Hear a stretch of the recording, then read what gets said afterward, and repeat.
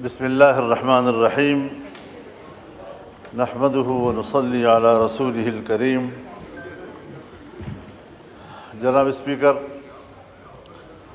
بہت شکریہ آپ کا۔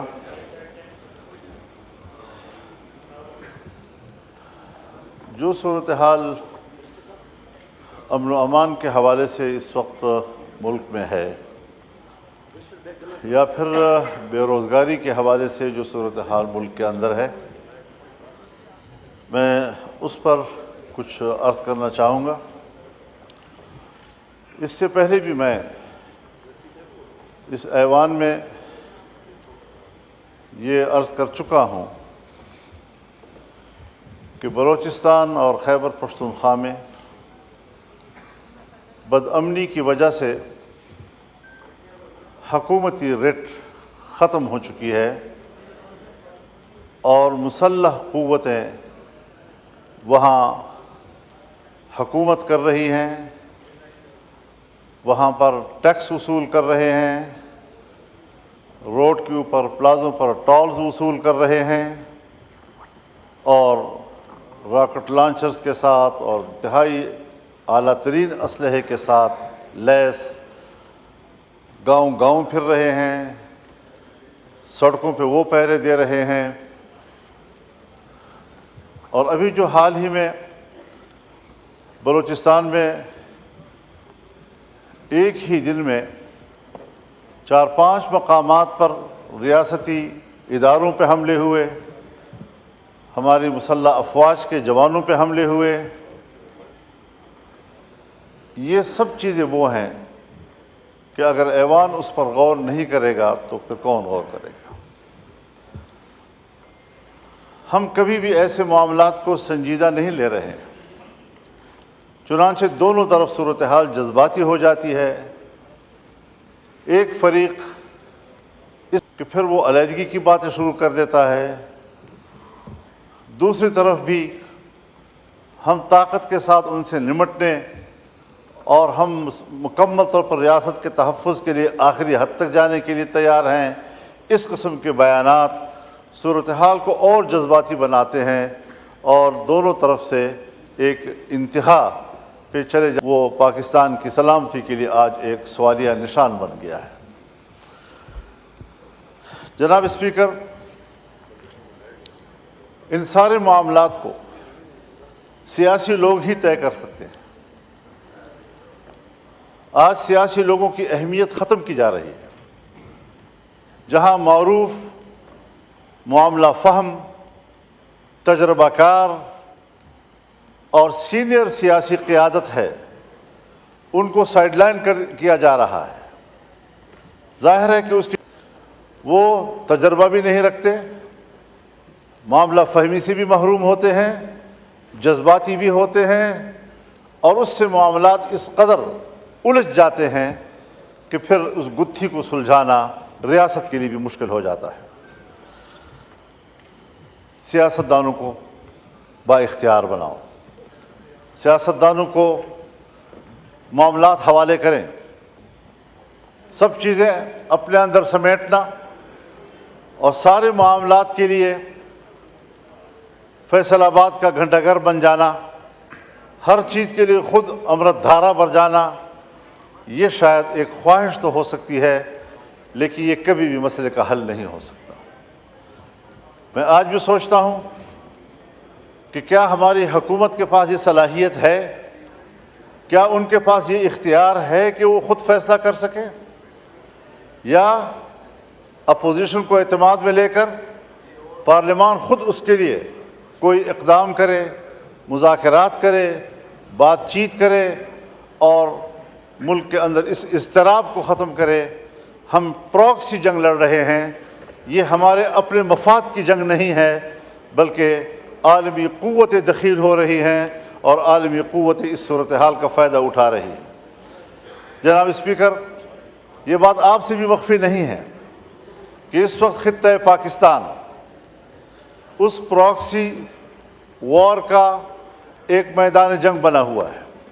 امریکہ، چائنا، سی پیک اور گوادر، یہ سارے وہ معاملات ہیں کہ جہاں پر ایک سرمایہ کاری کرنا چاہتا ہے جس کے ساتھ آپ نے معاہدات کیے ہوئے ہیں، لیکن آج ان میگا پروجیکٹس کے سامنے رکاوٹیں کھڑی ہو گئی ہیں۔ ہمارے ڈیرہ اسماعیل خان لکی مروت سے لے کر آپ پورے بلوچستان کی طرف جائیں، یہ سی پیک ایریا اس وقت ان کے قبضے میں ہے اور وہاں پر کوئی ترقیاتی کام اب ممکن نہیں ہے۔ اس وقت بلوچستان میں یہی نعرے ہیں کہ چین نکل جائے، پاکستان نکل جائے۔ حالات یہاں تک چلے گئے ہیں، سنگینی کی صورتحال کا اندازہ آپ اس سے لگائیں کہ کچھ ایریاز میں آج اسکولوں کے اندر، کالجوں کے اندر پاکستان کا ترانہ نہیں پڑھا جا سکتا، ان کے اندر پاکستان کا جھنڈا نہیں لہرایا جا سکتا، ان کے کلاسوں میں پاکستان کا معاشرتی علوم نہیں پڑھایا جا سکتا۔ یہاں تک صورتحال چلی گئی ہے اور ہم دیکھ رہے ہیں آنکھیں بند کر کے کہ شاید شکاری مجھے نہیں دیکھ رہا ہے۔ اس تمام تر نازک صورتحال میں ہمیں قدم اٹھانا چاہیے، بڑی خود اعتمادی کے ساتھ ہمیں قدم اٹھانا چاہیے۔ حکومت کو بھی اپنی ذمہ داری پوری کرنی چاہیے۔ ہم لڑیں گے، اختلاف رائے کریں گے، تنقید کریں گے، اپوزیشن میں بیٹھے ہیں تو اپوزیشن کا کردار ادا کریں گے، لیکن اگر ملک کو ہماری ضرورت پڑتی ہے تو اپنے وطن عزیز کی چپے چپے کے لیے ہماری خدمات حاضر ہیں۔ پارلیمنٹ کو، سیاسی جماعتوں کو، سیاسی قائدین کو ملک کے لیے غیر ضروری سمجھنا، اس سے بڑی حماقت اور دنیا میں اور نہیں ہو سکتی جو ہمارے ہاں کی جا رہی ہے۔ یہ سنجیدہ صورتحال ہے۔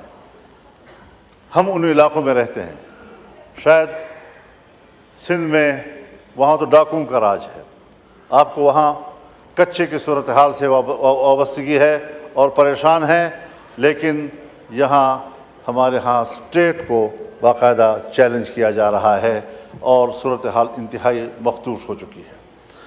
تو اس سارے صورتحال میں ہمارا کردار کیا ہو سکتا ہے؟ میں اب بھی یقین رکھتا ہوں کہ اگر پارلیمنٹ سے درخواست کی جائے کہ وہ آگے بڑھیں، بلوچستان میں جا کر بات کریں، لوگوں کے ساتھ گفتگو کریں،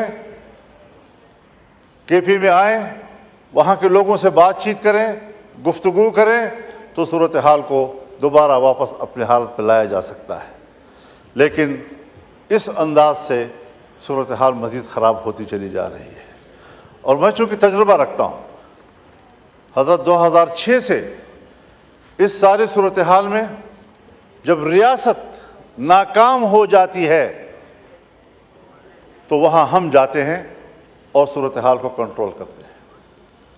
میں ابھی الیکشن سے پہلے افغانستان گیا، 1 ہفتہ میں نے گزارا، پاکستان افغانستان کے تمام شعبوں میں باہمی تعاون، سرحدات کا معاملہ، مسلح گروہوں کا معاملہ، مہاجرین کا معاملہ، باہمی تجارت کا معاملہ، ان سب پر تفصیلی گفتگو کے بعد میں مکمل کامیاب واپس آیا اور میں نے وزارت خارجہ اور پاکستان کے ذمہ داروں کو آگاہ کیا اس سے، اور وہ مطمئن ہوئے، اپریشیٹ کیا، کہا میکینزم کیا ہوگا؟ میں نے کہا وہ ریاست کا معاملہ ہے، میرا ذاتی معاملہ نہیں ہے، میں تو اپنی کیپیسٹی میں گیا تھا، ان کی دعوت پہ گیا تھا۔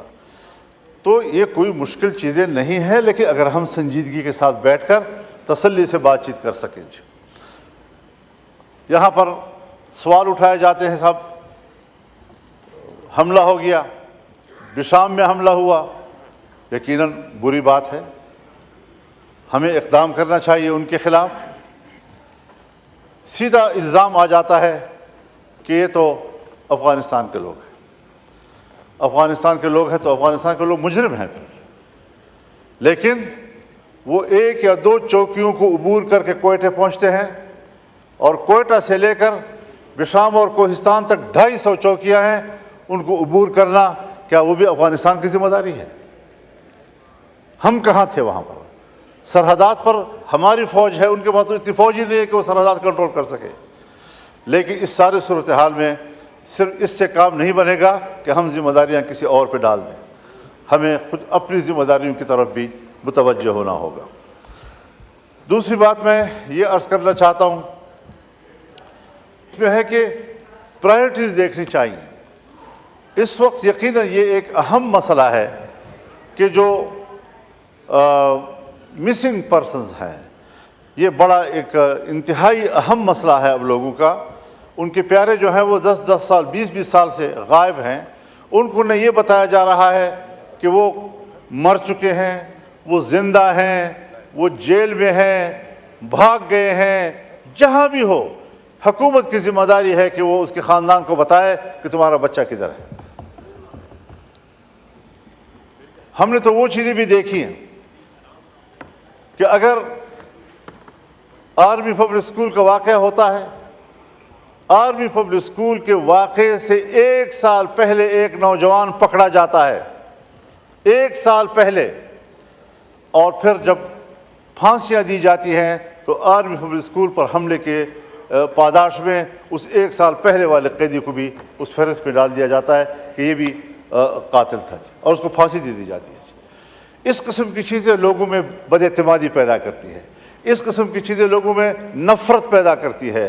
मैं चाहता हूँ कि कौम फ़ौज पर एतमाद करे, लेकिन इन इक़दामात से एतमाद ख़त्म होता जा रहा है, नफ़रतों में इजाफ़ा होता जा रहा है, और मुझे नहीं ख्याल कि ये नफ़रतें हम आइंदा चंद नस्लों में भी ख़त्म कर सकेंगे। लिहाजा इन मसाइल को तरजीह दे देनी चाहिए।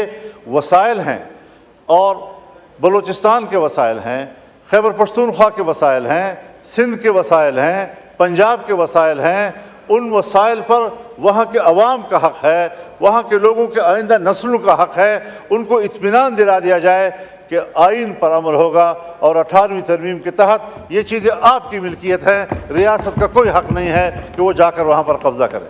यही वजह है कि आम मजालिस में ये सवाल उठाए जाते हैं कि साहब ये जो सारी दहशत गर्दी, ये दर हकीकत उन वसाइल पर कब्ज़ा करने की एक वसीला है जो उसके लिए इस्तेमाल हो रहा है, और उस पर सवालात उठाए जा रहे हैं। दूसरी बात यह है जी कि बेरोज़गारी का मामला है। हम लोगों को रोज़गार नहीं दे पा रहे हैं, महंगाई बढ़ती जा रही है, गिरती हुई मईशत को हम दोबारा नहीं उठा पा रहे। अभी बड़ी एक तवील जंग हमें लड़नी पड़ेगी, और बड़े एहतियात के साथ। लेकिन एक तरफ बेरोज़गारी है, हम लोगों को नौकरियां नहीं दे सकते, लोगों को रोज़गार फराहम नहीं कर सकते। दूसरी तरफ हम महकमों को ख़त्म कर रहे हैं, PWD को हम ख़त्म कर रहे हैं, यूटिलिटी स्टोर को हम ख़त्म कर रहे हैं। 7-7 हज़ार 10-10 हज़ार मुलाजिमीन बैक वक्त फारिग हो जाएंगे। इस किस्म का कोई कानून लाना, कोई बिल लाना, कोई तरमीम लाना, ये पाकिस्तान के इन मुलाजिमीन के साथ, इनके ख़ानदानों के साथ, इनके बच्चों के साथ दुश्मनी होगी, और किसी कीमत पर इस किस्म के तरामीम को ऐवान में कबूल नहीं किया जाएगा। यही वजह तो है कि हम मायूस हो चुके हैं। हम किधर जाएं? कोई रोल नहीं रहा है पार्लियामेंट का, मेंबरान का कोई रोल नहीं रहा है। तभी तो अख्तर जान महंगल ने इस्तीफ़ा दे दिया कि फिर ऐसे ऐवान में मैं कैसे बैठूंगा। और ये उनके जज्बात और एहसासात नहीं हैं।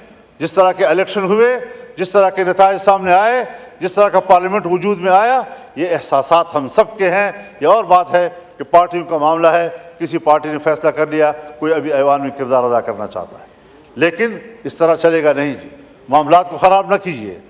आप इस वक्त चेयर कर रहे हैं कौमी असम्बली के इजलास को, आपकी तरफ से वाज़ेह हिदायत जानी चाहिए कि ऐवान मुस्तरब है, मुल्क के लिए परेशान है, और ऐवान पर एतमाद किया जाए। हम जैसे कैसे भी हैं, फार्म 47 के हैं या 45 के हैं, लेकिन अब इस ऐवान में हम बैठे हुए हैं, और डिजोर न सही, डिफेक्टो सही, लेकिन इन्हीं से आपने काम लेना होगा। इनको अपना मुलाजिम समझकर कि ये सब इसलिए बैठे हैं कि जब रियासत चाहेगी कि तरमीम कर लें तो इन्हीं से तरमीम कराएंगे।